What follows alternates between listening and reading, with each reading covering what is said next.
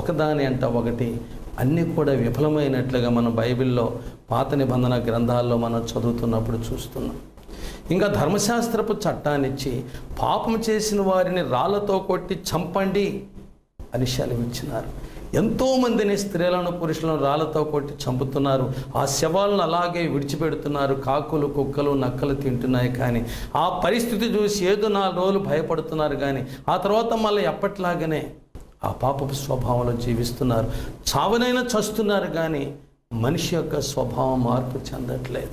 మనిషిని చూస్తున్నటువంటి దేవుడు ఆలోచించాడు, నేను సృష్టించినటువంటి మనిషి ఆ స్వభావాన్ని మార్చడానికి హింసాయుత మార్గములో, కక్షా మార్గములో, శిక్షా మార్గములో ఎన్ని విధాలుగా ప్రయత్నం చేసినా నా ప్రయత్నం అంతా వృధా అవుతుంది. కాబట్టి ఏం చేయాలి అని దేవుడు ఆలోచించాడు.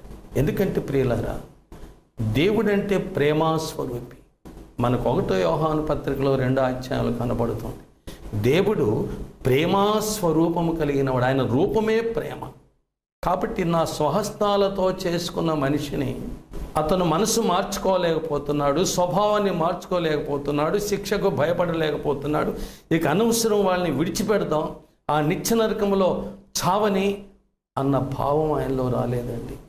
ఏ రీతిగా అయినా సరే ఈ మనిషిలో ఉన్న స్వభావాన్ని మార్చి నా కట్టడలు నా శాసనములను అనుసరించు వారిగా చేయాలని దేవుడు ఆఖరి ప్రయత్నం చేశాడండి. ఆ ప్రయత్నమే యెహెజ్కేలు గ్రంథములో ప్రవక్త ద్వారా తాను చేయబోయేటువంటి ప్రయోగాన్ని ఇక్కడ తెలియజేస్తున్నాడు.